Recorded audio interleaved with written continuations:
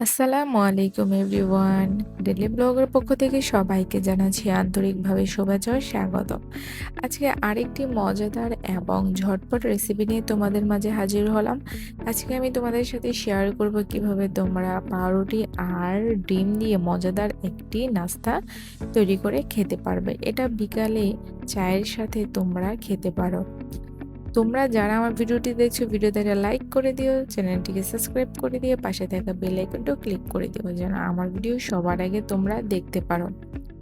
চলো যাই আমাদের মূল ভিডিওতে। এখানে আমি 4 পিস পাউরুটি নিয়ে নিয়েছি।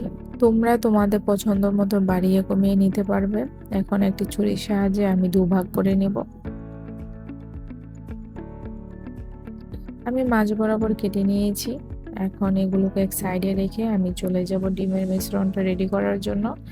একটি বাটিতে আমি দুটো ডিম ভেঙে নেব। এখন দিয়ে দেব স্বাদ মতো লবণ। তোমরা তোমাদের পছন্দ মতো বাড়িয়ে কমিয়ে দিতে পারবে।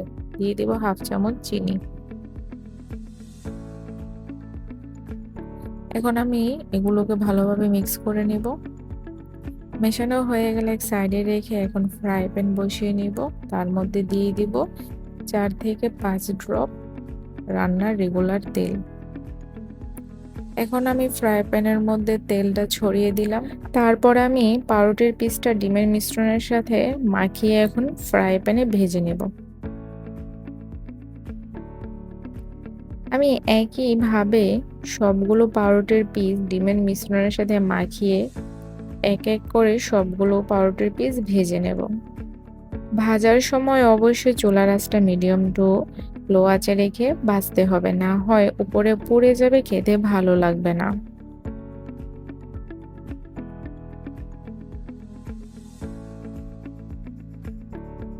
আমার এক সাইড ভাজা হয়ে গিয়েছে, এখন আমি অন্য সাইড ভেজে নেব। আমার 4 পিস পাউরুটি ভাজার জন্য তেল লেগেছে 3 থেকে 4 ড্রপ। এখন আমি প্লেটে উঠিয়ে নিব।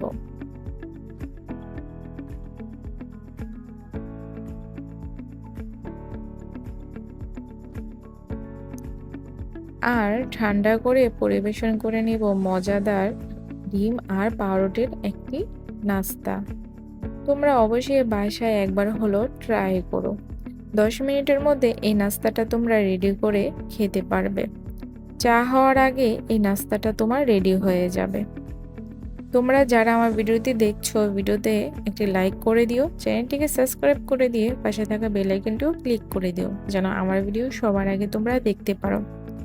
নতুন আরেকটি ঝটপট রেসিপি নিয়ে তোমাদের মাঝে হাজির হব। ততক্ষণ পর্যন্ত তোমরা ভালো থেকো, সুস্থ থেকো। আল্লাহ হাফেজ।